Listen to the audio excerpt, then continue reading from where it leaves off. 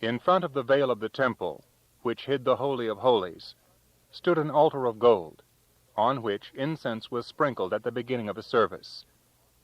As it wafted up in a dark cloud, it was believed to carry away with it part of the sins of the people. Attendants, having lit the candles on the 7-branched candelabra, representing the 7 planets, made sure that the fire was burning strongly and clean before withdrawing. The priest, who had been chosen by lot to make the sacrifice for the day, mounted the steps of the altar and placed upon the fire the chosen parts of the animal that was being offered up. Blood and wine were now thrown upon the meat, and as the offering went up in a blaze, a crackle, and a stream of smoke, the priest turned to the worshippers and extended the blessing, "The Lord bless thee and keep thee. The Lord make his face to shine upon thee, and be gracious unto thee.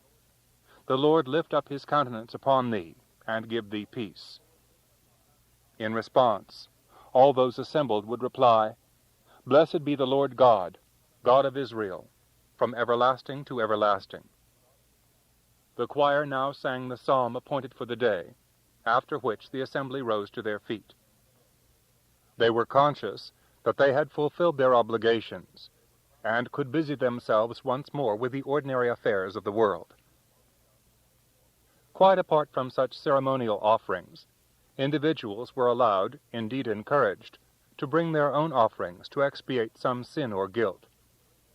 The portion of those offerings not set aside for the Lord were reserved for the priests, only they being allowed to eat the flesh of the animals dedicated to expiate sin. They had other prerogatives too, including that of dealing as bankers in the vaults that lay below the court of women. Many of them owned large estates, and both they and their families were allowed various specific cuts from the votive offerings. If their lives were circumscribed by ritual, they were nevertheless men of substance and power. As servants of the Lord, they enjoyed a standard of living far above that of most Jews.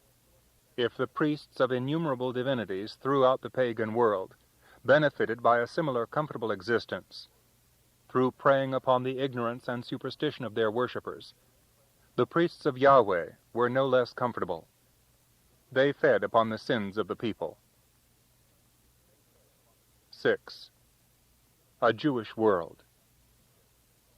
The young man's teacher, as he was proudly to recall in later years, was a man who enjoyed the highest reputation as an exponent of the law. His name was Gamaliel, and he held a leading position in the Sanhedrin.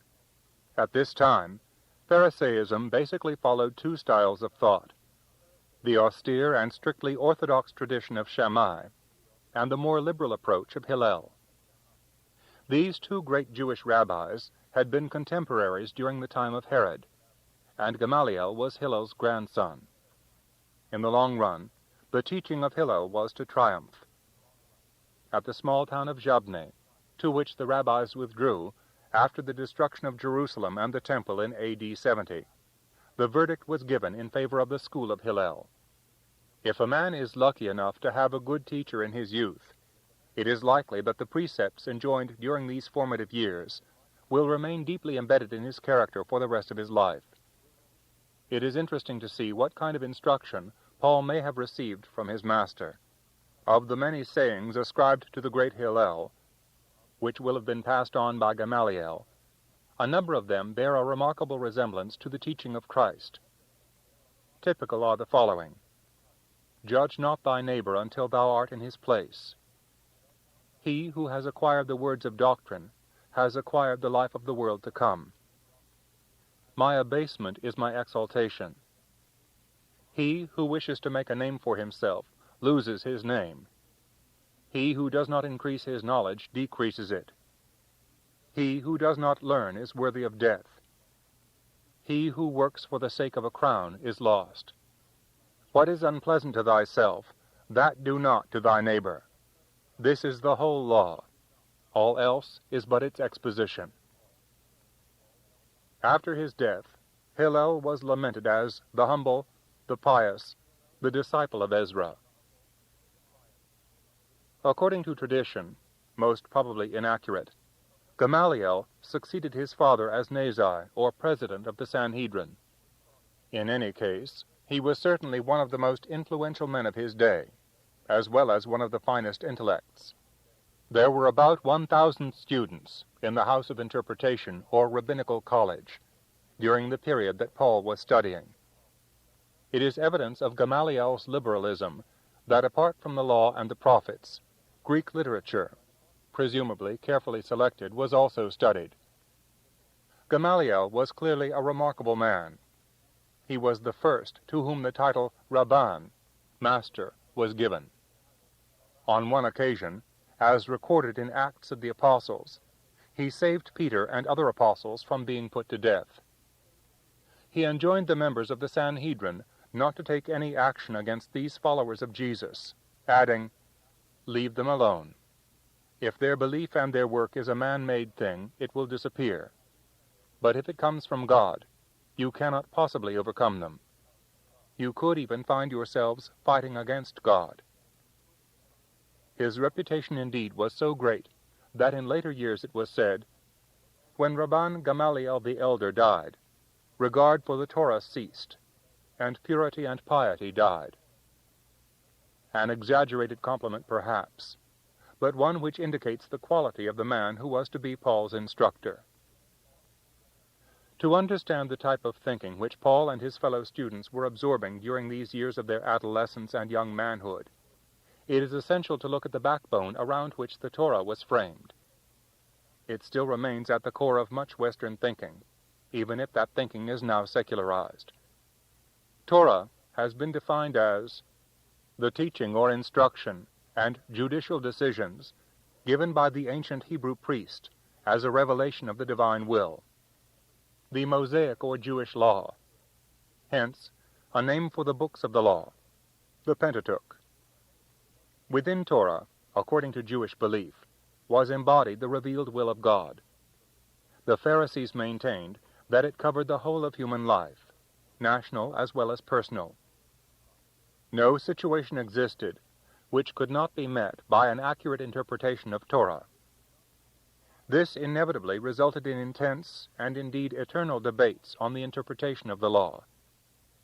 A large part of the student's time was spent in hair-splitting definitions and arguments every whit as complex and even bizarre as those that centuries later were to trouble the scholars and divines of Byzantium.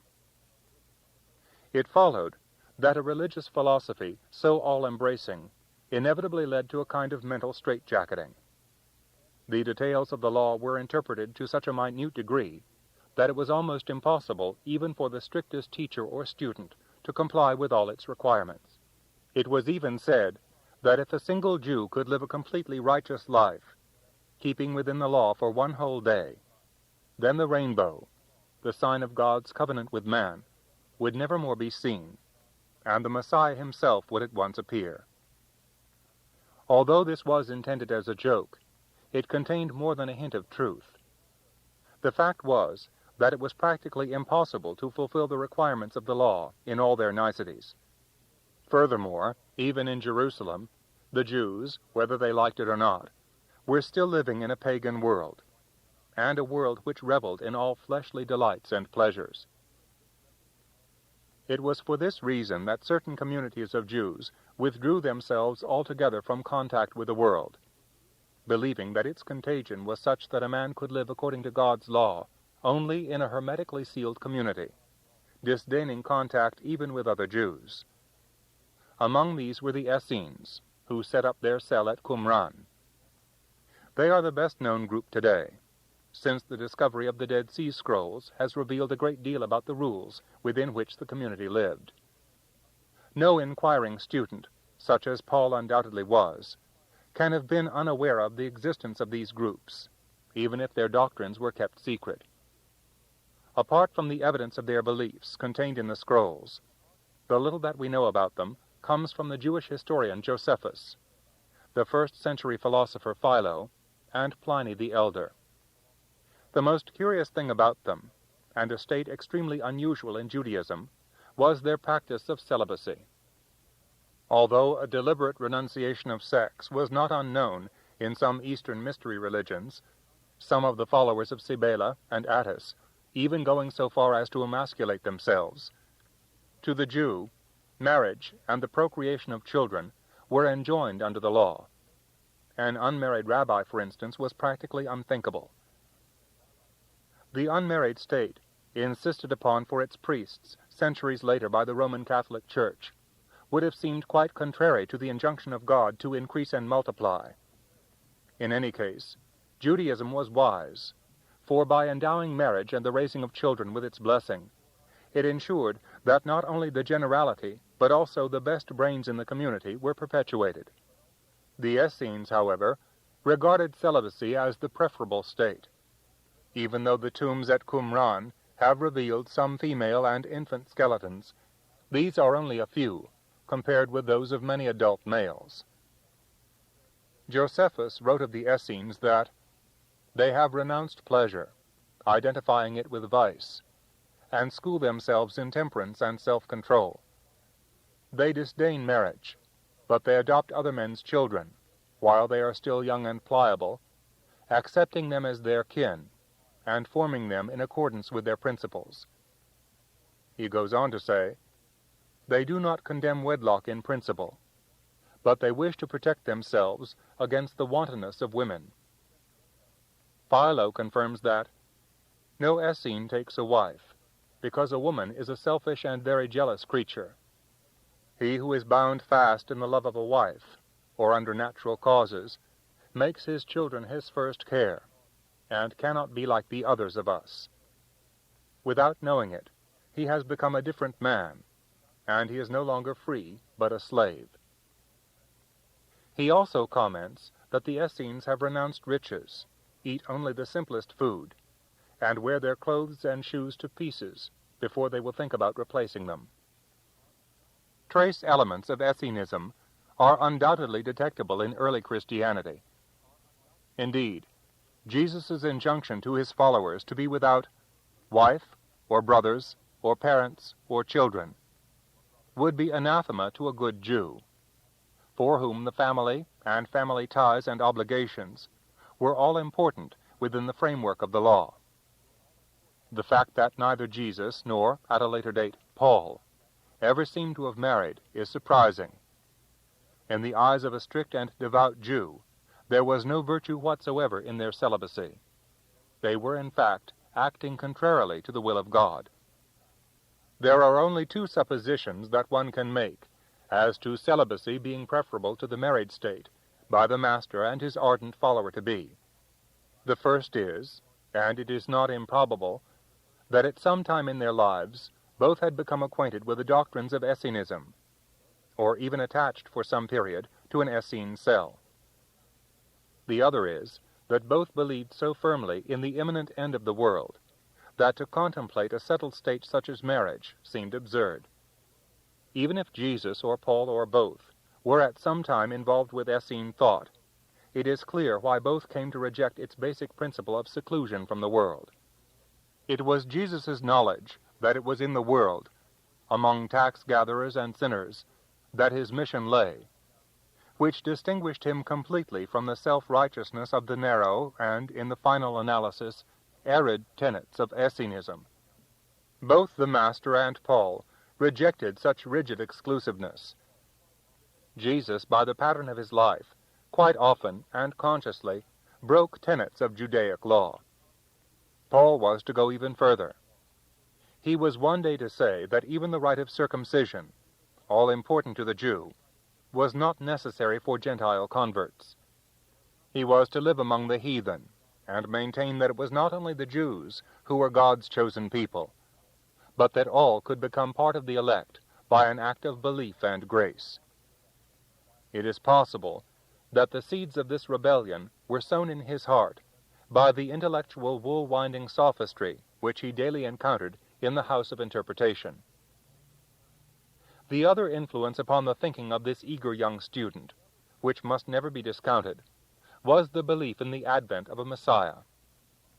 He would free the chosen people from their Roman bondage, and he would redress the wrongs which they manifestly suffered, and which they had not the physical strength to combat. Dr. Parks has summarized the situation at the time, the constant hope that the Lord would redress the balance. For many centuries, there had been a Jewish belief in an ultimate Day of the Lord, in which human injustices would be righted, and God would himself rule and deliver his people. And in a number of these expectations, all nations were ultimately thought of as his subjects. The powerlessness of little Judea, confronted by great world empires, led some to expect a day of divine vengeance rather than of divine promise.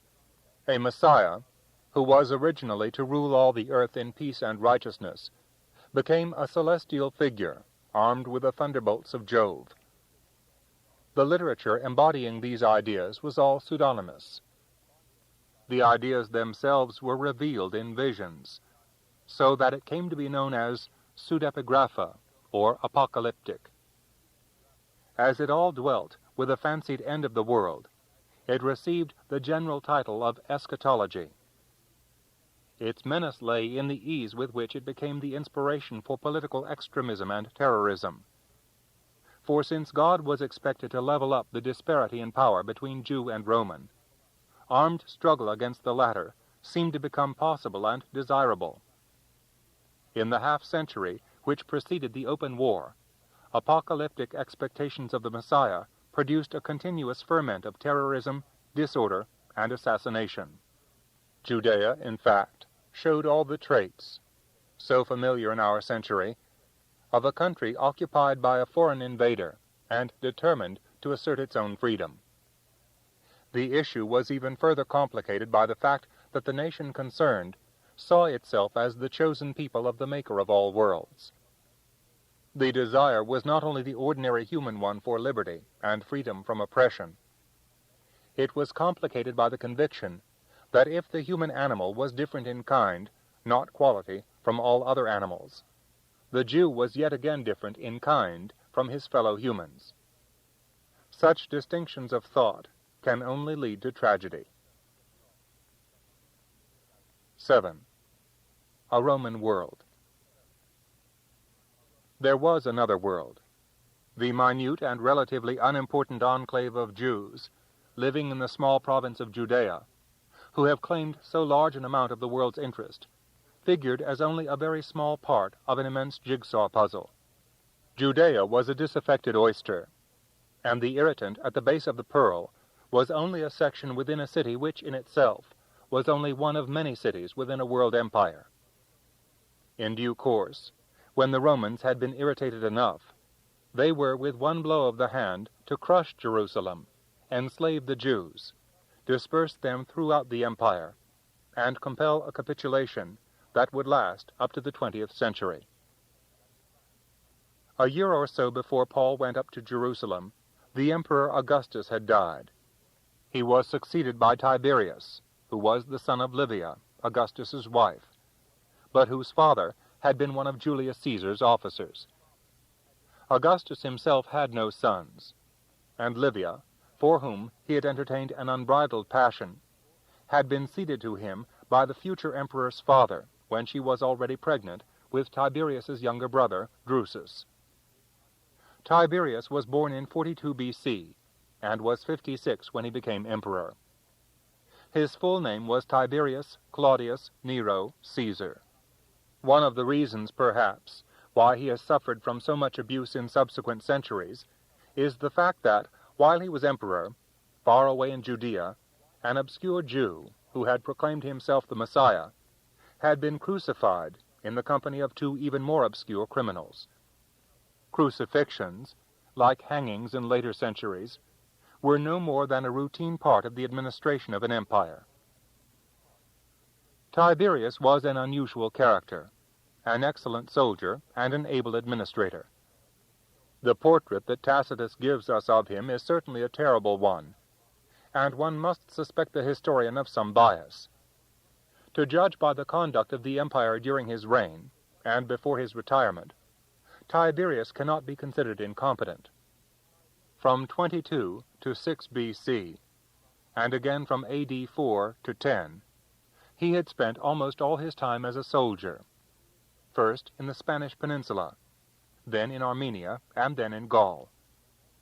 Unlike Augustus, nearly all of whose successful military and naval campaigns had been conducted for him by his incomparable right-hand man Agrippa, Tiberius had an intimate knowledge from his military experience of the frontiers of the empire. In company with his brother Drusus, he had subdued the mountain tribes between the sources of the Rhine and the Danube, thus ensuring the safety of communications between Italy and Gaul, and had subsequently been victorious over the Pannonians, who occupied a territory lying between the Danube and the Alps. On the death of his brother Drusus in 9 B.C., Tiberius was clearly seen as the first soldier of Rome, a worthy successor to Julius Caesar. But there was far more to the future emperor than his considerable abilities in the military sphere. He appears to have been a man capable of intense love and affection. He had married Vespania Agrippina, daughter of Marcus Agrippa, who bore him a son, Drusus. The marriage was not only successful, but it is clear that, certainly on Tiberius' side, it was a true love match. The great grief of his life was that Augustus, for reasons of state, compelled him to divorce his wife and marry Augustus's daughter, Julia. Tiberius was well aware of Julia's nature. She was a completely unprincipled adulteress. The misery of this marriage could not be compensated for by the honors that were showered upon him. Triumphs in 9 and 7 B.C., the successive offices of Questor, Praetor, and Consul, a further consulship, and tribunical power for a 5-year period. Despite all this proof of the emperor's and the people's regard for him and his abilities, Tiberius felt himself degraded by his wife. He dared not, as Suetonius puts it, charge her with adultery or divorce her on any other grounds. The only solution, as Tiberius saw it, was to withdraw from public life, leaving the field open for Augustus's grandchildren Gaius and Lucius. Such, at any rate, was the reason that he gave for his retirement from Rome, although it must be suspected that personal reasons largely motivated his act. He went to the beautiful island of Rhodes, of which he cherished pleasant memories since he had touched there during his return voyage from Armenia many years before. He contented himself with a modest town house and a villa in the nearby countryside, also of modest scale. While in Rhodes, he behaved most unassumingly, and after dismissing his lictors and runners, he would often stroll around the gymnasium, where he greeted and talked with humble Greeks, almost as if they were his social equals. There can be little doubt that this was one of the happiest periods in a life that was not destined to see much happiness. In due course, even Augustus was compelled to recognize the real nature of his daughter, whose immorality and adulterous behavior had scandalized even a Rome that could take a great deal of scandal. Julia was banished, while Tiberius was still in Rhodes. Not long afterwards, her daughter, also called Julia, was banished for similar behavior. Augustus was unfortunate in his children.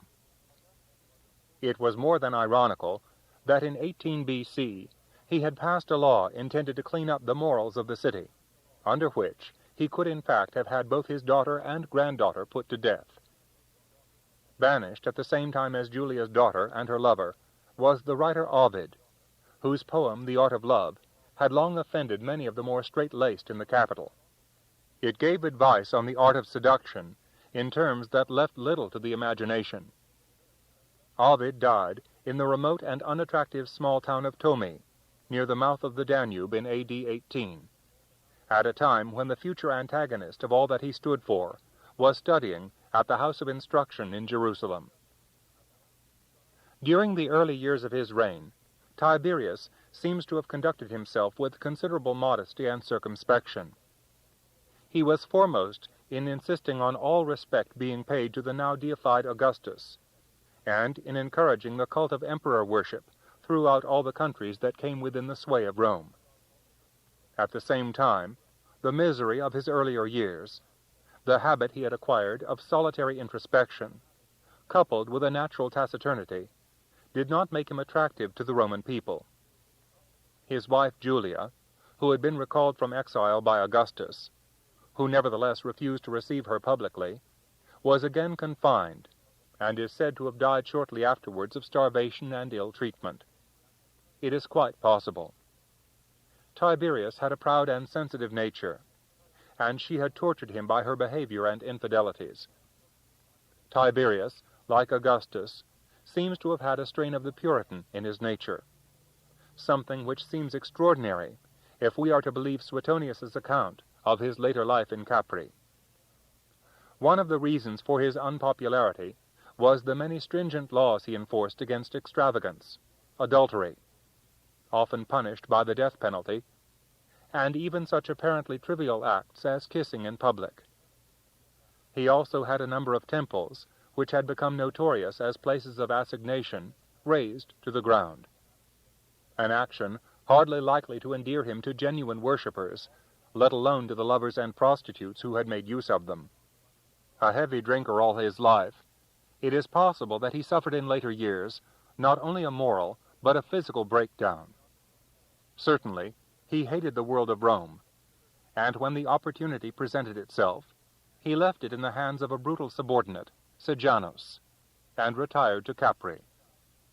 Prior to this, he had offended other sections of the community by a deliberate attack on all the foreign gods who had invaded the city in the wake of Rome's eastern acquisitions. The Egyptian cults were the especial object of his dislike, as were the Jewish. Vast numbers of Jews were exiled for refusing to conform to the emperor's laws, to burn their vestments and religious objects, while many others were conscripted into the army and deliberately sent to the unhealthy malarial parts of Sardinia, where, if they fell victims to the climate, they would be little loss. Tiberius was not alone in believing that these followers of Eastern religions constituted a threat to Rome and the sovereignty of the emperor.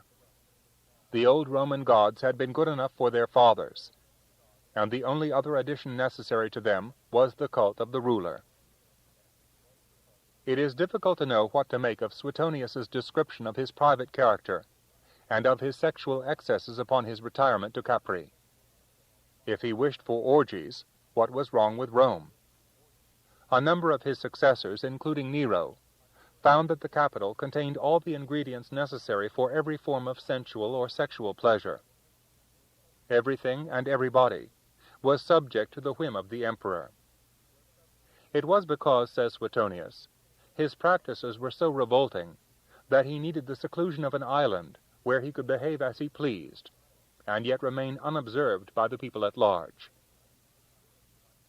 In his retirement to Capri, he made himself a private brothel, where all sorts of sexual extravagances were practiced for his secret pleasure.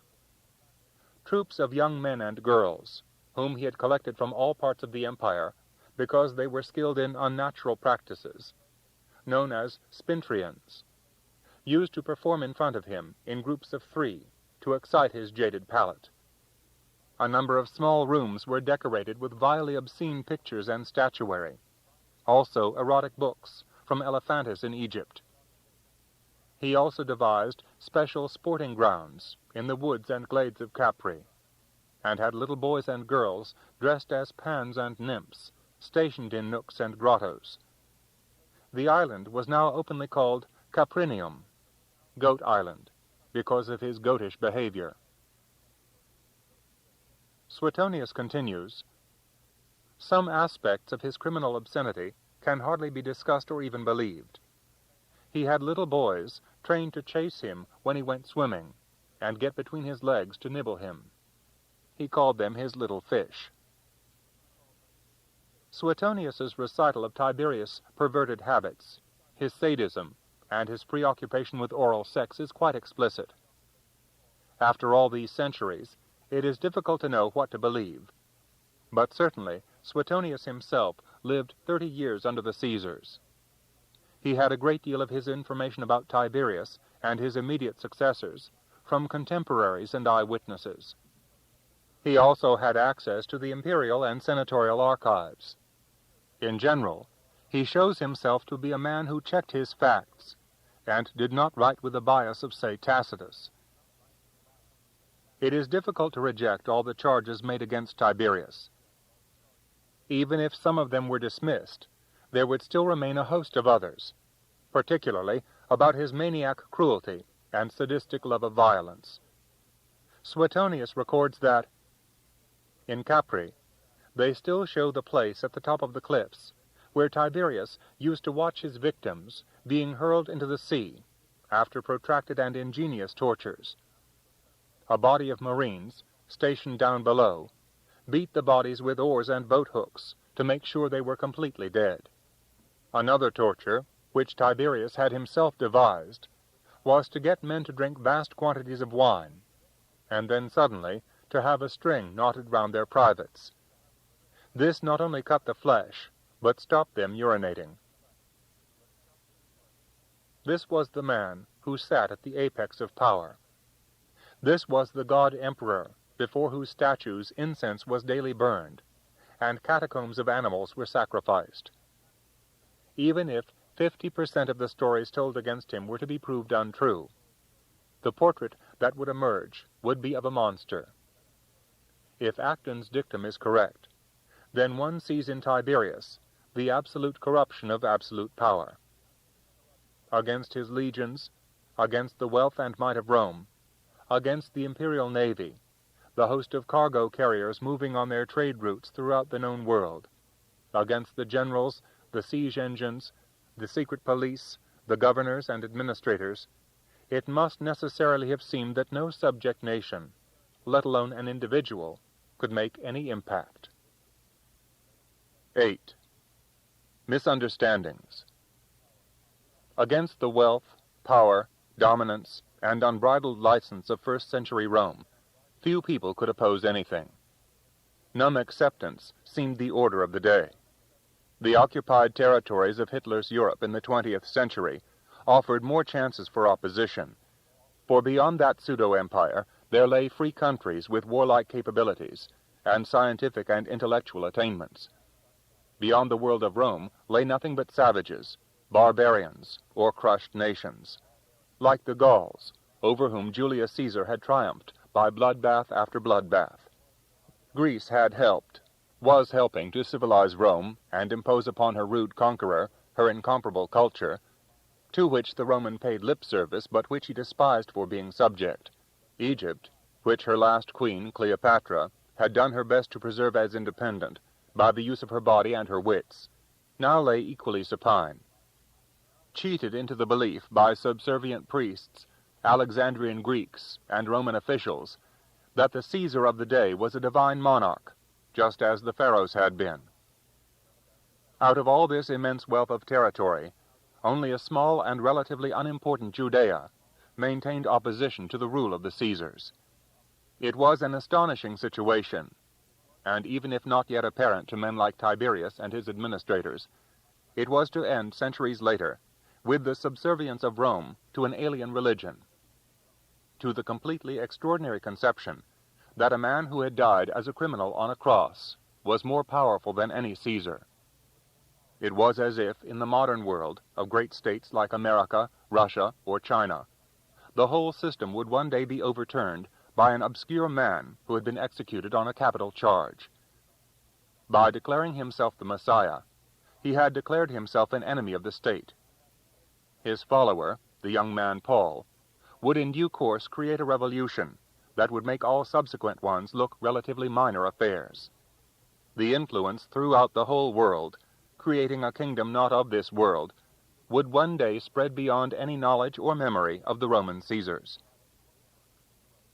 Paul, in his young manhood, was certainly a highly puritanical Pharisee, something that was not so surprising in view of the dissolute world against which he was destined to react. He was also, as his writings were later to show, one of the greatest poets the world has ever known. But this was in the future. In the meantime, he had to learn, and in learning, he had to suffer the intensive discipline that the Jewish system of education imposed upon its students. It was this holier-than-thou attitude, inculcated upon the Jew, which so incensed the Romans, and indeed the Greeks. The latter felt that, as the most intelligent and cultured people in the Mediterranean, they had no need of instruction from this Semitic people in the Levant, whom their own Alexander the Great had once taken within the shield of a Greek world empire. The rite of circumcision was regarded by them with a peculiar mixture of amusement and contempt. To partly unman oneself, as they viewed the act, seemed the mark of a people destined by nature to be inferior. Why not go the whole way, and join the eunuch priests of Attis?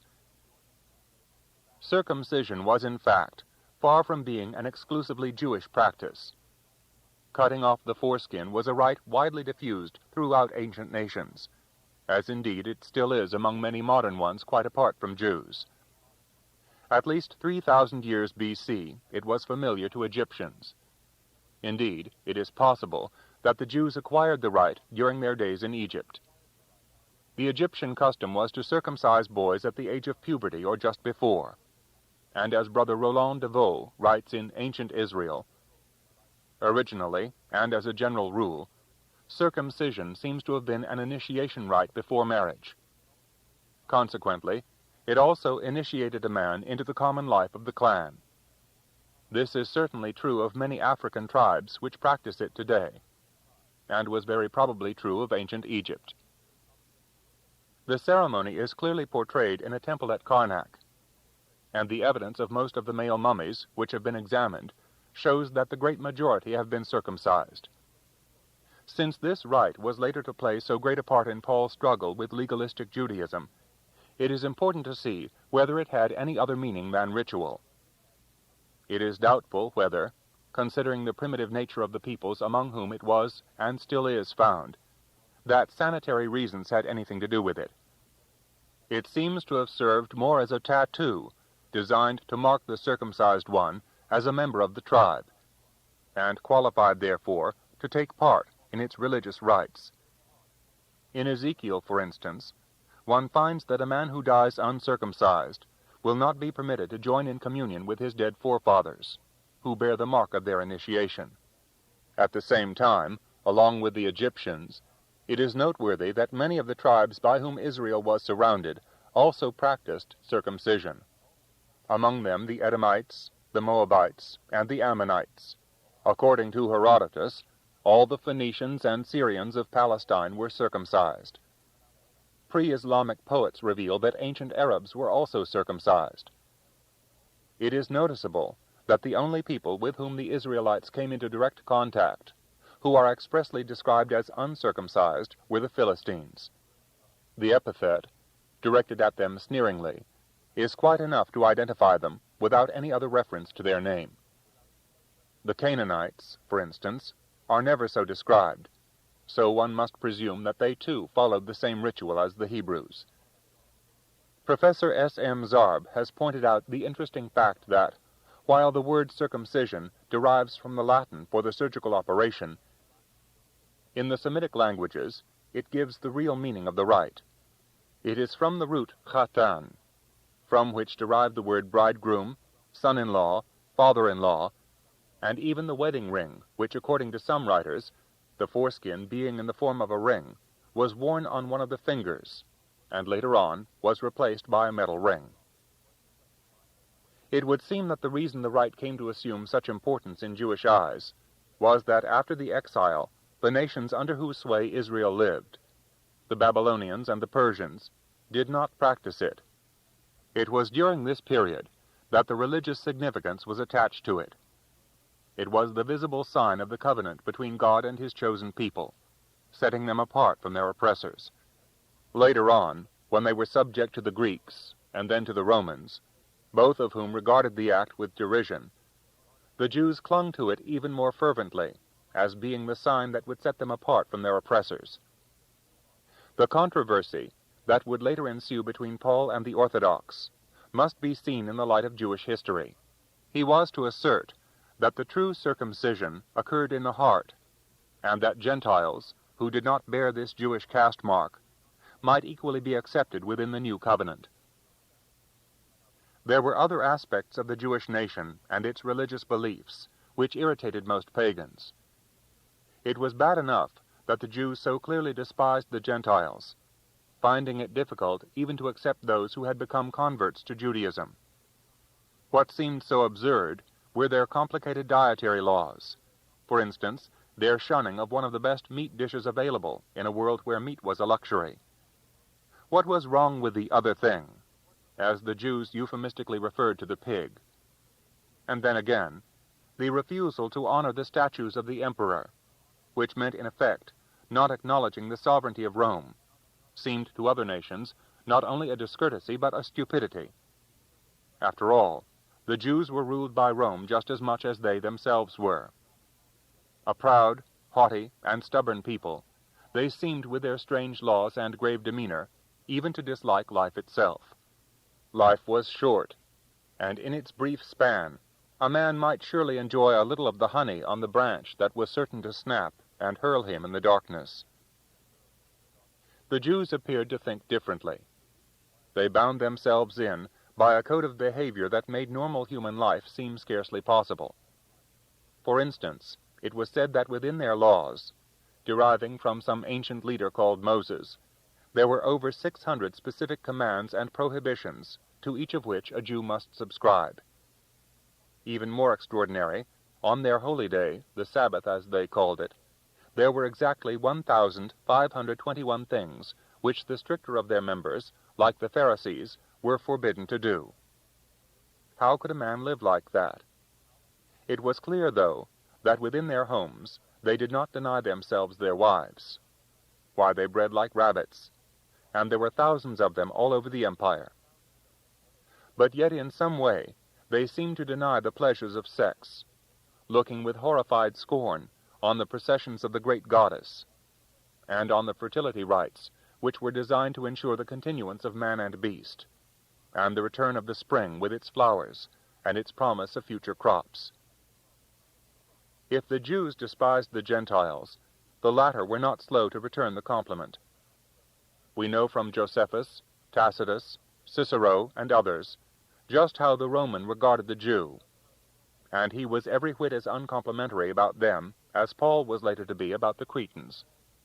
Here are some of the epithets applied to them: haters of mankind, so ill-natured as not to direct a stranger to a fountain, superstitious worshippers of a pig god, the belief being that this was why they were not allowed to eat pork, dirty, smelly lepers.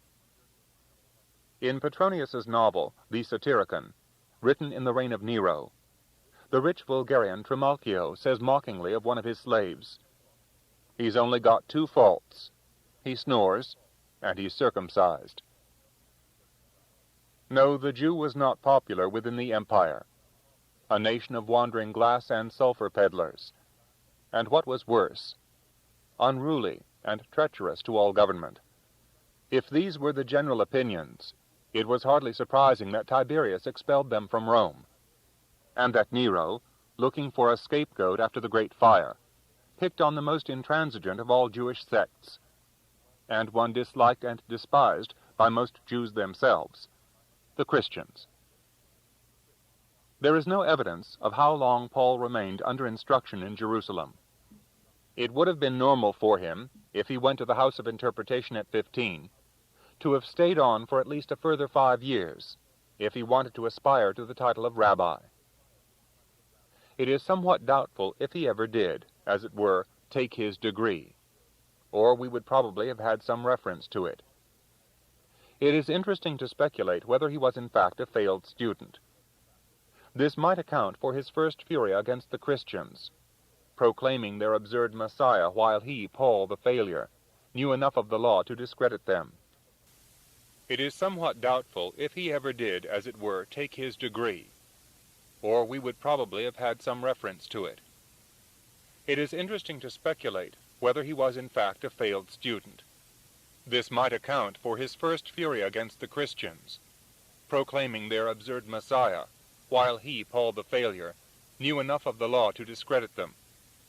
Secondly, it might to some extent account for his later conflicts with Orthodox Judaism, under whose restricting shadow he may have felt that he had wasted many years. But such speculations are in the main as fruitless as most modern attempts at psychobiography. One cannot be dogmatic about a man who has been dead nearly 2,000 years. One can guess, but must admit that it is no more than guesswork. While Paul was still either studying in Jerusalem or had reverted to his father's trade of tent-making, in the same year that Tiberius retired to Capri, a new procurator of Judea had been appointed. Pontius Pilate took up his charge in A.D. 26, and was to remain procurator for 10 years. This in itself was something of an achievement, for, as has been seen, Judea was a notoriously tricky country to rule. Pilate seems to have maintained the Roman peace with some success during his period of office. Of equestrian rank, he was the 5th Roman procurator of Judea and Samaria, and despite some administrative incidents to his discredit, seems to have been no worse, perhaps even better, than some of his predecessors and successors. One of his gravest errors was to use some of the temple funds for building an aqueduct into the city, an act which he no doubt saw as being to the citizens' benefit, but which infuriated the Jews and led to a riot. The fact was that he had little understanding of their temperament, what Roman ever had, and he no doubt found them a singularly infuriating people to deal with. On his arrival in the city, he had made his first politico-religious error by marching in with his men at night, carrying the standards of the legion, which bore the head of Caesar, and having them planted near the temple. This was his first experience of a Jewish riot, and no doubt it did not predispose them in his favor. Luke records that at a later date he had some Galilean pilgrims massacred while they were in the act of sacrificing. But again, one must suspect that it was not as simple as that, and that there was probably some semblance of riot or other disturbance to provoke so harsh a response. Pilate's part in the death of Joshua, the Christ, the King of the Jews, has long been debated. The early church tended to exonerate him, putting the blame on the Jews themselves. Certainly, to judge from the 3rd and 4th Gospels, it seems that Pilate did what he could to save a man in whom he could find no fault against the law, and only reluctantly yielded up his victim. He was finally recalled in A.D. 36 to answer charges brought against him of mismanagement of Jewish affairs. Many stories, most of uncertain or indeed apocryphal nature, were later told about his end, one being that he committed suicide, another that he was banished to Vienne on the run. His wife, Claudia Procula, was to be canonized by the Eastern Church for her action in warning him not to put this Messiah to death. The Abyssinian Church, taking its line from the thinking of the early fathers, has even canonized Pilate for his attempts to save the founder's life. Not a completely unattractive figure, he must be seen in the light of his times, a Roman occupying the most uncomfortable seat in the whole of the empire. In the year in which he was recalled to Rome, Paul, who had been away from the city for several years in Arabia and Damascus, was to return to Jerusalem, only to have to leave again in a hurry because of a Jewish plot against him. There was little peace to be found in Jerusalem by either the Roman or the Jew, but by that time Paul would have become a convert to the Messiah who had been crucified during the rule of the departing governor. 9. Compulsions and Revulsions. It is very unlikely that Paul was in Jerusalem at the time of the crucifixion. It is scarcely believable that this man, who was so honest about his part in the persecution of the early members of the Christian sect, would not have said openly that he had been present in Jerusalem, or even that he had seen his future master had he done so. The references in his letters to the Corinthians never suggest that he had been an eyewitness to the crucifixion itself, or to any of the events leading up to it. It is inconceivable that, if he had, he would have omitted saying so. His authority for proclaiming the good news seems to be based entirely upon his experience on the road to Damascus. One might almost say that Paul's vision, whatever view one takes of it, was necessary to him, just because he had never seen Jesus in the flesh. At the time of the crucifixion, A.D. 29-30, Paul, as probably as not, was back in his native Tarsus. Whether he had in fact qualified as a rabbi is not really material. Even if he had, a rabbi was expected to keep himself by some respectable craft or trade, and Paul had only the one that he had learned from his father. There was no conception in the practical sphere of Judaism that because a man was learned in the law, he should be absolved from earning his own bread. Paul later lays great stress on this. The case of the priests in the temple at Jerusalem was slightly different, but the rabbi in any ordinary synagogue was expected to support himself and his own family. If Paul was not married by the time he returned to Jerusalem, aged about 30, he was an exception to nearly all other Jews. Indeed, if he was ambitious, he could not qualify to be a member of the Sanhedrin unless he was a family man. If he did marry during these years, one can only suppose that his wife died young, possibly in childbirth, something that would explain Paul's tenderness toward Timothy as the son he never had, or possibly had lost. Paul was not a woman-hater, as has been maintained by some of his later critics, who mistake his thinking on the proper and decorous way in which he maintained that women should behave, for misogyny. There is little or nothing in Paul's instructions for women that would not have been given by a rabbi to an Orthodox family. Furthermore, Paul's Gentile converts had been brought up as pagans amid the myriad gods and goddesses of a world that seemed, even to a lax Jew, to be heading for destruction. It was therefore necessary to instruct them carefully about the Jewish mode of life, as compared with the pagan way. If Paul was later to bend the law regarding the matter of circumcision, in all other matters he was inflexible. Some of the comments hostile to Paul that have been expressed centuries later derive from the inability of their authors to grasp what kind of society prevailed in the 1st century A.D. The lives of Tiberius, Caligula, and Nero were not unique. They were paralleled by many other rich and powerful men. During these lost years, whether Paul was preaching in some obscure synagogue in Syria or Cilicia, or at home in his native Tarsus, it is unlikely that he did not hear of the death of one Joshua, anglicized Greek Jesus, who had claimed to be the Messiah, and who had died an ignominious death on a cross. Messiahs were an almost constant event in the Jewish world. Gunther Bornkamm comments, as late as the 30s of the 2nd century, in the time of the Emperor Hadrian, the most highly esteemed contemporary teacher of the law, Ar Akiba, proclaimed the leader of the final Jewish revolt against the Romans, Bar Kochba, as the Messiah. The news that yet another claimant to the title had met his end would scarcely have surprised Paul, although the end itself would almost certainly have proved to him that this one had been the most pathetic and deluded. The pain and shame that that inscription, King of the Jews, nailed to the cross, must have brought to any member of the nation is difficult to conceive in modern terms. It was as if, for example, Britain had been occupied by Germany during the years of Hitler, the royal family fled or dead, and that sporadic rebellions broke out against the administering authority led by claimants to the throne.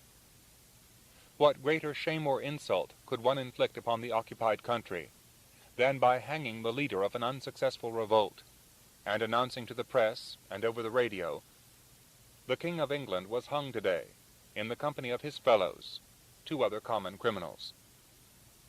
But it was even worse than that. The expected Messiah was to be far more than royal, far more than an ordinary man. He was the righteous one, the chosen of God, the Ancient of Days. His coming would foreshadow the end of the world and the judgment of all peoples and nations. That mocking inscription meant more than, "Here is your king, see what we think of him." It meant also, "Here is your God, see what we think of him." Some of Paul's hatred of the early Christians may well have stemmed from the fact that they had shamed not only the Jewish nation by their advocacy of a common man who had died as a criminal, they had shamed also Yahweh. They had allowed the Romans to make it appear that even the Lord of Lords could not triumph over Roman might, but was a despicable and dead figure. After all, no one could nail up Jupiter. He was in the clouds, far above the bondage of ordinary mortal flesh. So this was the Jewish God and Savior, a corpse, carted off like a hunk of meat, just as so many others were every day, all over the empire. It was a triumph of propaganda, likely to break any Jewish heart with mortification. Then no doubt the rumors began to come through, tales that this man's followers claimed to have seen him after his death, that he was not dead at all, but triumphed over the tomb. Unbelievable. And yet, if his claim to be the Messiah was to mean anything, it was essential that the story be true. The Jews, almost alone among ancient peoples, believed in the actual physical resurrection of the human body. A number of Eastern mystery religions promised their followers a life beyond the grave, but it was a life conceived in far different terms from this. The body of this death would itself be shed away. The spirit would triumph and enjoy, according to whichever doctrine the follower believed in, the joys and benefits of a completely different world. The philosophers might see the spirit as a fiery spark, united in the great creative sun, or the primal fire that made all things. Somewhat similar to the Buddhist conception that the dewdrop slips into the shining sea.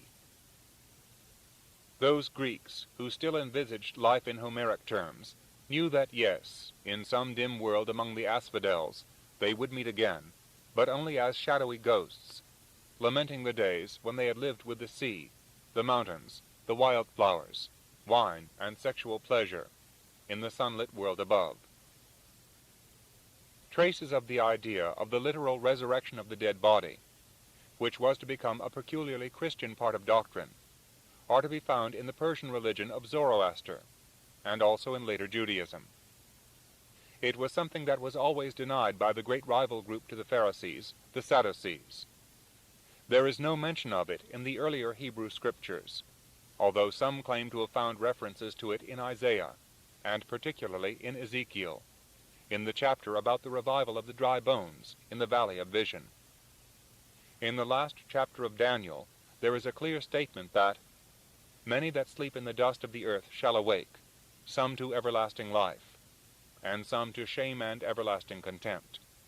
By the 1st century, it had become accepted doctrine among the Pharisees, and probably among a large part of the Jewish people, so that one may conclude that Paul believed in it, although on exactly what terms has provoked argument that still rolls down the ages. To sophisticated Greeks, of course, philosophers such as those whom Paul would one day meet in Athens, the idea was derisory. It was a joke. It was part of some foolishness of fanatics, like this one coming out of the East, unlettered in the true nature of life and of the universe. How could you fix all those old bones, with which Greece alone was littered, together again? And if you did, to what purpose? Why, there would not even be standing room. On this whole subject, there must have been an immense range of conjecture among the Jews themselves, about the age at which the mortal life of the body would be so restored, and whether children would always be children, and grandfathers always grandfathers. Byzantine speculation, such as the famous query as to how many angels could stand on the head of a pin, were as nothing compared to the intellectual cat's cradles evolved by many of the Jews. The Alexandrian school, with typical subtlety, had refined upon earlier simplicities, maintaining that the body that rose at the Last Judgment would be, as it were, something quite new and different.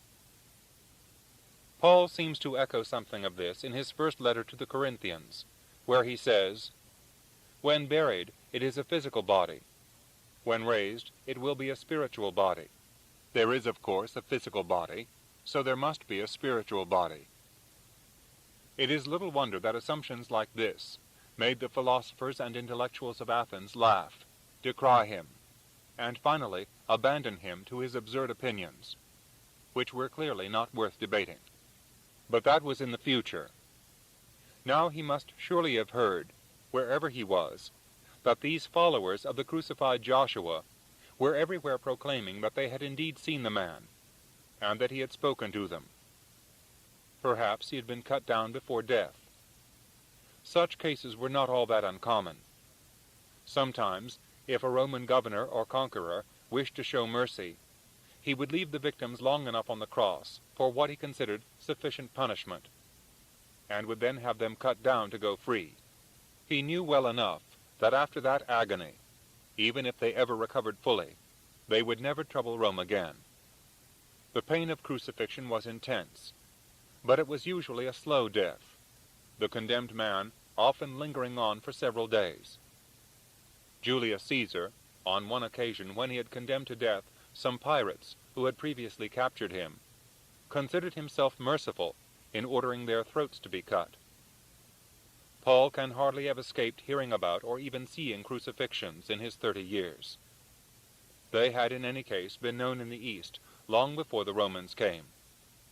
Phoenicians and Carthaginians had used this method of punishment, as well as for sacrifice to the supreme lord, Baal. In just such a way, the Carthaginian general Malchus, to obtain some special favor, had invested his son Cartallo in royal robes, set a crown on his head, and sacrificed him to Baal. The simplest, and it would seem original form of the cross, the Roman crux, was merely an upright stake, to which the condemned were either fastened and left to die, or impaled upon it. More generally, a cross-piece, patibulum, was added, to which the arms of the man were tied, or his hands nailed, or both. There were 3 variants upon this: the one in which the cross-piece was fastened at right angles below the summit of the stake, crux emissa; the second, where the cross-piece was fastened at right angles across the top of the stake, crux commissa; and the third, where it was formed by 2 beams crossing one another obliquely, crux decussata. It was customary for the Roman officer in charge of such an execution to have the victim's name and crimes proclaimed, or to have fixed on the cross a tablet, album, on which they were inscribed. Paul must have known all this, must have heard, too, about that disgraceful, degrading inscription, which said that this man's crime was to have been the King of the Jews. Insult upon insult. And now his degraded followers were proclaiming that he really had been the Messiah, and that he had risen from the dead. Peasant followers, too, he heard, scum out of Galilee, the riffraff of the nation, primitive, superstitious, and uneducated. No true Pharisee, no Jew of spirit, could possibly have condoned such people, who, by giving their backing to this madman, had put the whole Jewish nation to shame. 10. Fire and stones. Unlike so many other messianic movements in the past, which had swiftly been forgotten after the failure of their attempts to free Israel from Rome, the new one continued to spread. What had reinforced it was not only the certainty of some of the Galileans' followers that the dead man's sealed tomb had been found mysteriously empty, but that they had even seen him after death. It was easy enough for Jews and pagans alike to say that the mystery of the tomb was easily solved. Some of his people believing, in their simplicity, in the literal meaning of his words about being resurrected, must have stolen the body overnight. It was more difficult to combat the second of their stories. They were so entirely convinced that they had seen him, that instead of slinking back in fear to the hamlets from which they had come, they were openly proclaiming in Jerusalem that he had risen from the dead. Both the Jews and the Romans would have been glad to see them disperse and be heard of no more. The Sadducees and the temple administrators, who had to reach some kind of modus vivendi with the Roman authorities, were anxious for no more trouble. The Sadducees have been harshly treated by some later commentators, but they were far from being quislings, in any sense of wanting to betray their religion or their country. They were conservatives, in many ways more so than the Pharisees, but the center of their interest revolved around the temple itself. So long as the Roman rulers left everything to do with this heart of Judaism undisturbed, they were prepared to accept the physical dominion of Rome. Their fear was that there was always the danger that some popular mass movement could cause a change in this benevolent policy. This put the temple in danger. As the events of AD 70 were to show, the Sadducees were right in trying to seek a working rapprochement with Rome. But the new religious movement continued to spread like a bushfire, aided above all by the extraordinary events which occurred about 2 months before the Passover feast. At the Feast of Weeks, which marked the end of the corn harvest, a gathering of the dead man's disciples were convinced that fire had fallen from heaven, and had imbued them with the gift of tongues. Glossolalia, to give it its technical name, the gift of speaking in languages which, theoretically at least, were unknown to the speaker, was not a unique phenomenon in the East. During the rites of Bacchus, inspired not only by wine but by hysteria, the followers of the gods would give vent to cries and indecipherable sounds, which were considered as evidence of their possession by the spirit of the god.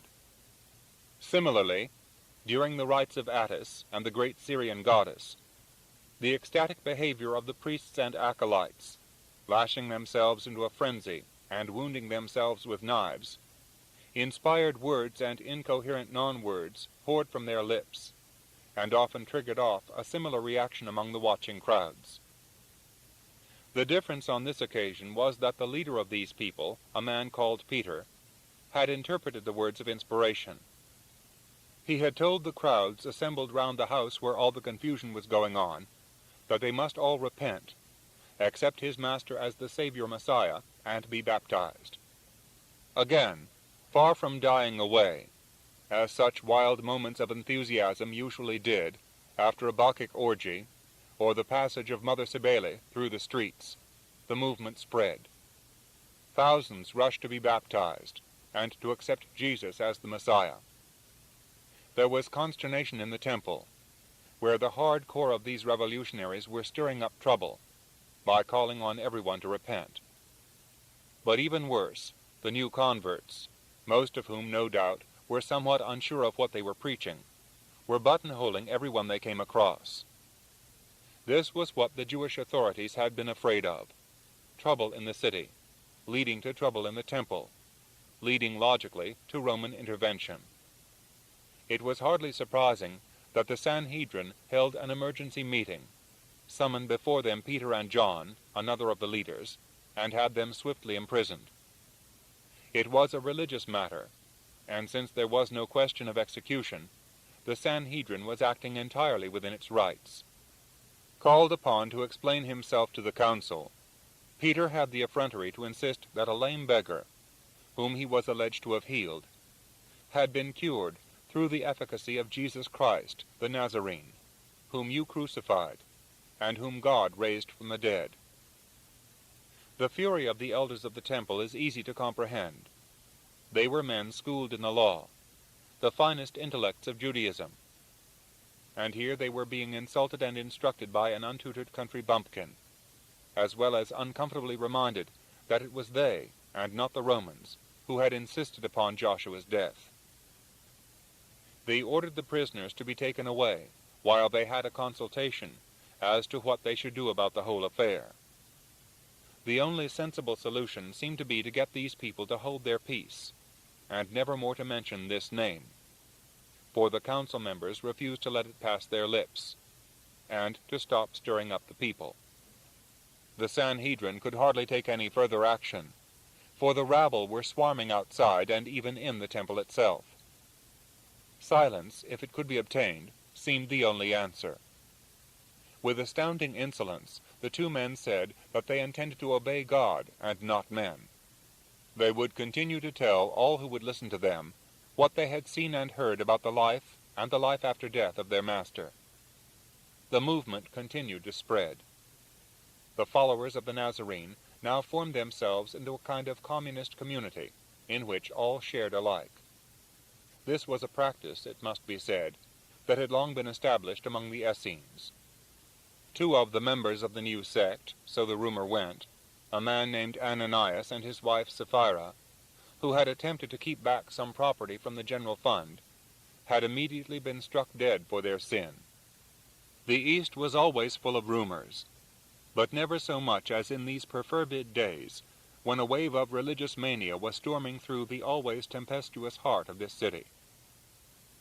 Another thing, which must really have disturbed the Orthodox, was that these followers of the Nazarene, after the conclusion of their evening meal, celebrated a supper in memory of their master, and of the last Passover meal which he had taken with his intimate disciples before going to his death.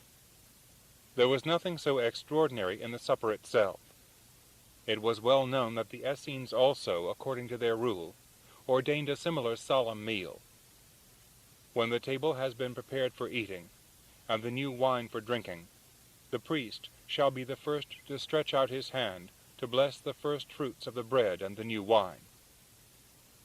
This ritual meal was not considered harmful in itself, but there was an ugly rumor circulating that, unlike the Essenes' supper, which derived from that of Pentecost, and which was little more than a consecration of the members in their vows, this crucified troublemaker was being openly identified in this new community with the Messiah, that is to say, with Yahweh himself. It was little wonder that members of the Sanhedrin, and indeed all good Jews, should view this new sect not only with suspicion, but with detestation. They were identifying a justly condemned criminal with God. They must of course be crushed, and the rotten root must be extirpated from Israel. In due course, the opportunity would surely occur for all right-thinking Jews to make an example of them. But before that happened, both Peter and John had once more been brought before the disciplinary court. Despite the ruling of the Sanhedrin that they were not to mention this name again, they had carried on preaching within the precincts of the temple. Anathema. Imprisoned for a second time, they managed to escape, either by bribing their jailers, or by converting them to this slave doctrine, suitable as much for jailers, perhaps, as for illiterate peasants. They had not attempted to flee for safety, but had calmly gone back to preaching in the temple. The understandable anger of many members of the Sanhedrin, when these escaped prisoners were again brought before them, was that they had now certainly deserved the death sentence, for having defied the earlier ruling of the court. The sentence, of course, would have been subject to confirmation by the Roman governor, but he was surely as little inclined to have the city disturbed by rioting as were the Jews themselves. It was only the cautious and sagacious words of Paul's tutor, Gamaliel, that prevented the elders from asking for the men to be put to death. As he wisely pointed out, if what these men said had no divine justification, then they would certainly fail to achieve anything.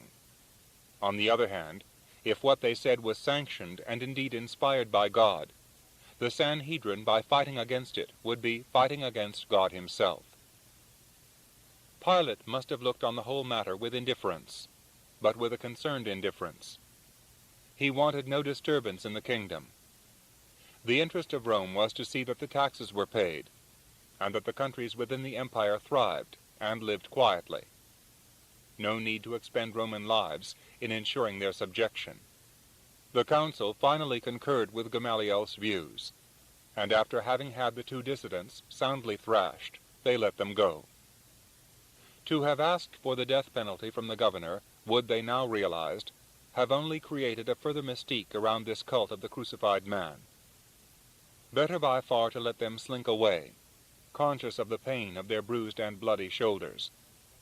Let the whole movement disappear, like water poured from a jar into the desert sands. The first act of outright violence, of violence that did not sit within the framework of Roman law as it related to the city, occurred about 3 years after the death on the cross, which had inspired this further crackling of twigs beneath the eternally boiling cauldron of Judea. It is at this moment that Paul once more appears upon the scene. He had been away from Jerusalem. He was back again, and he would soon afterwards disappear once more, until his return in the year that Pilate left for Rome. It is more than probable that Paul, like many others, was only a tool in the hands of the Sanhedrin. They could not themselves take any violent action against these detestable followers of the Galilean, for fear of giving the Romans an excuse for involving themselves in the affairs of the temple. But that was no reason why they should not secretly encourage the more hot-headed of the young Jews to take matters into their own hands, and to engage in open action against this troublesome and dissident sect. After all, the Romans and the governor himself would be delighted to see the heir of Jerusalem and the whole country purged of this sulphurous atmosphere. The interests of Orthodox Judaism and the Roman Imperium coincided. How often, centuries later, in the histories of other imperialisms, would the governing powers stand back and close their eyes, while certain citizens of their colonies undertook acts which suited them, but were certainly not within their official jurisdiction. The issue was raised by the actions of a young man, a word which meant anything between manhood and 40, called Stephen. He had been appointed one of 7 deacons or servants of the new church, whose duty it was to supervise charities and to adjudicate in any disputes between church members. Although not one of the apostles, Stephen was noted for his remarkable eloquence and oratorical ability. He was accordingly dispatched to spread the word of the Messiah throughout the Jewish nation. He was eminently successful, a fact which naturally put him on the Sanhedrin's blacklist. Ignorant and unconvincing speakers might be tolerated, but a man who could quote chapter and verse from the Scriptures to prove to Orthodox Jews that this Jesus was indeed the Messiah must be eliminated. It was the year 33, the 4th Passover since the death of Christ. Jerusalem, as usual, was bustling with preparations for the feast, the air trembling with the bleating of lambs, the women everywhere busy cooking, making the bread and pounding herbs, and the city full of Jews returned from all over the empire for the great day. Stephen, who was naturally making use of the anniversary of his master's suffering to win converts, was arrested by the temple police on orders from the Sanhedrin. Taken before the council, he was charged with having spoken against Moses and against God. False witnesses were produced. They said they had heard Stephen say how Jesus would tear down the temple and change all the laws and customs that had been handed on from Moses. Confronted by the full panoplied might of the Sanhedrin, Stephen's eloquence did not desert him. Indeed, he deliberately set out to antagonize the council by pointing out that the Jews had always been treacherous to their great men, citing Joseph and Moses, and that they had destroyed his master, Christ. Yes, and he would not bother to deny the charge that Christ would destroy the temple. The temple in itself was nothing. Had not Isaiah declared that heaven was the throne, and the earth God's footstool? God did not live in houses built by men. If he was in search of death, Stephen could not have been more successful. Every word he spoke was calculated to inflame the prejudices of his hearers. Among them, sitting most probably with the students, was Paul. The climax of Stephen's speech, the words that sealed his fate, came when he looked up with a face like an angel and said, "I see heaven opened, and the Son of Man standing at the right hand of God." This blasphemy was more than anyone present could bear.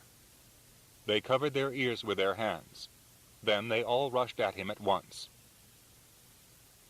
Their fury was so great that murder was very nearly committed in the temple itself. Wiser counsels prevailed. Stephen was dragged outside the city walls, so that his blood would not fall within Jerusalem. He was stoned to death. A cruel and ancient punishment for all grave sins against the law.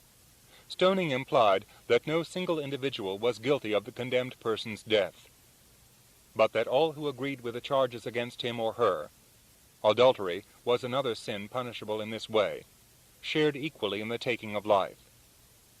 Those who had witnessed against the condemned were the ones who cast the first stones. They took off their cloaks so as to have freedom of movement.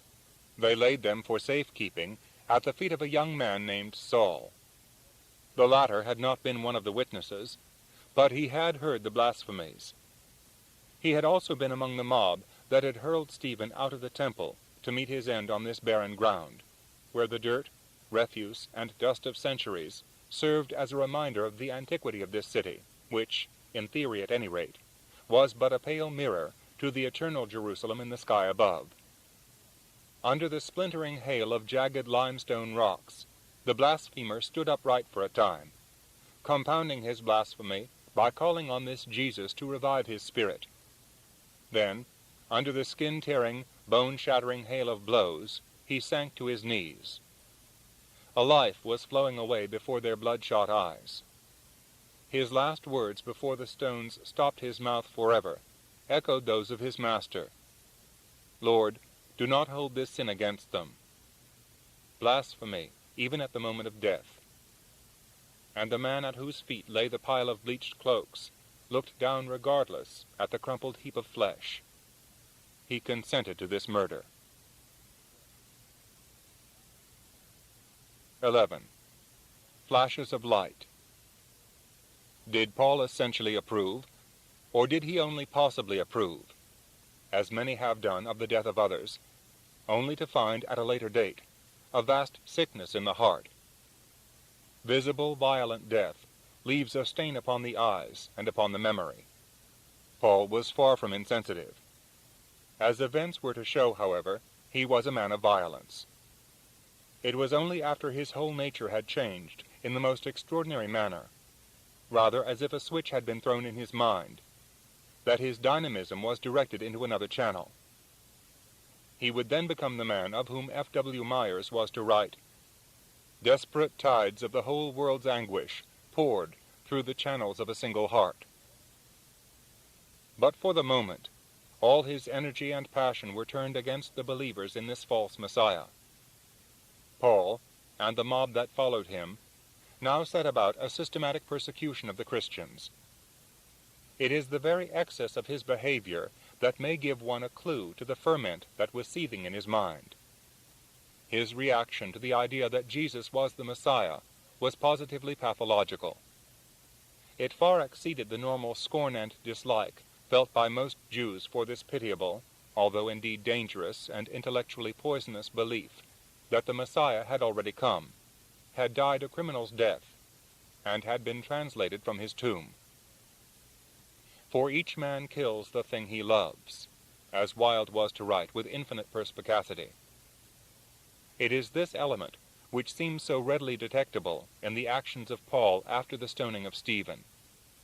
On the other hand, one charge can never be laid at his door. He was no coward.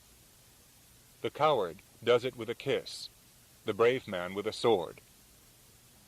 And it was with a sword in his hand, at the head of a pack of assassins and sicarii, the dagger men, sometimes surreptitiously employed by the temple for judicial murders, that Paul now descended upon these followers of the crucified one. Possibly among his helpers were members of the extremist group known as Zealots. The latter were fanatical Jews called in Aramaic Quana, the Zealous, Zelotai in Greek, on account of their zeal for the salvation of Israel from Roman dominance. They looked for a warrior king who would lead the Jewish nation in a war of liberation, in which the oppressor would be overthrown, and Israel, under the Messiah, would govern the world. Not unnaturally, they were regarded with mistrust and fear by other Jewish parties, who were prepared to accept the physical dominion of Rome, so long as the temple and their religious beliefs were left untouched. The Zealots had first sprung into prominence as a political military group, in protest against a census that was being held by the first procurator of Judea in AD 6 through 7. Their rebellion had been crushed, their leaders killed, and all the Zealots scattered. Nevertheless, they never ceased to maintain that the only solution to Israel's problems was by force of arms. It was their influence which largely sparked off the last and fatal revolt that led to the capture of Jerusalem and the destruction of the temple. It is easy to understand why some of these extremists might willingly join in a persecution of renegade Jews who maintained that the Messiah had already come. What, a peasant crucified in the company of thieves? Nothing could have been more calculated to infuriate them than the suggestion that the great warlord, the descendant of David, whom they expected to lead Israel with javelin and sword to the extermination of the Romans, had been no more than a criminal weakling, yes, the first out of the 3 condemned men to die.